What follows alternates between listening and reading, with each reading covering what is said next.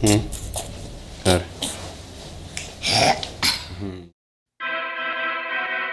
You see me, I'm not doing well. I got some problems that nobody knows about. I got some secrets that I need to tell. I'm fresh off the mothership. I'm not at this. So, alright, man. So, I was just reading an article just now. So, yeah, I was just reading an article just now about the European Union. I'm sorry, I'm babysitting today.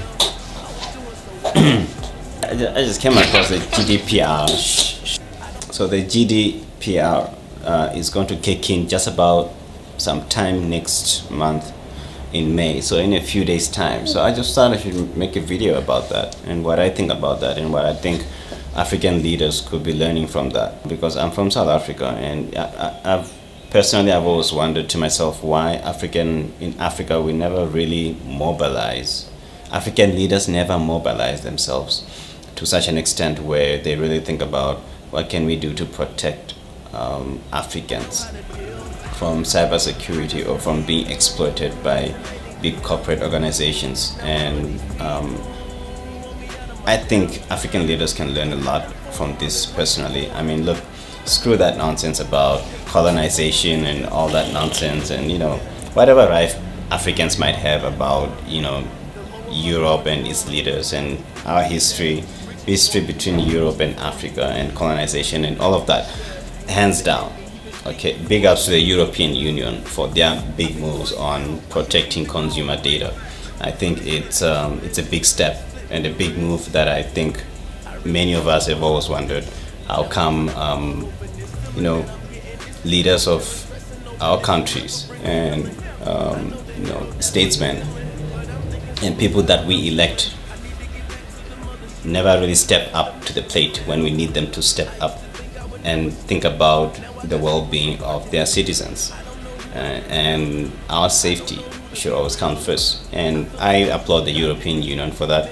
I think it's a big, massive move that I think African leaders can really think about that. Maybe we need to start mobilizing, really think about what can we do in terms of consumer protection with regards to the issue of data protection, because unbeknownst to some people out there, Africans are quite tech savvy.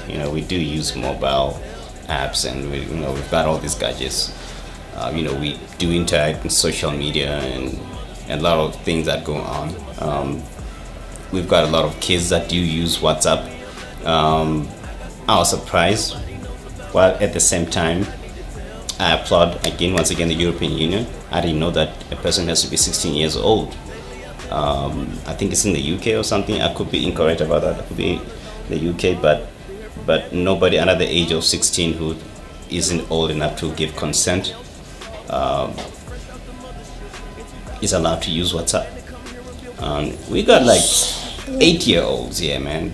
They're using WhatsApp and Facebook and all of that. They're in all these social media platforms, and their brain capacity isn't even old enough to comprehend the kind of stuff that's going on in this world, and yet they're given these drugs that are getting them hooked into the use of social media platforms and so on. And I think it's just one of those dangerous things that I think African leaders need to really start to look into and start making the kind of moves that the African, start to make the kind of moves that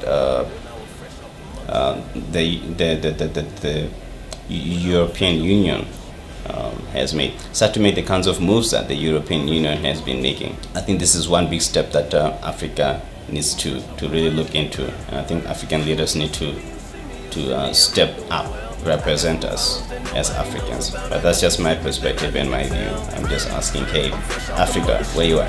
We need representation here. Thanks for watching. Alright, big ups. Thanks for watching. Say bye-bye. Bye-bye. Thanks. Alright, guys. I got some problems that nobody knows about. I got some secrets that I need to tell. I'm fresh off the mothership. I'm not of this world. Lately I've been on some other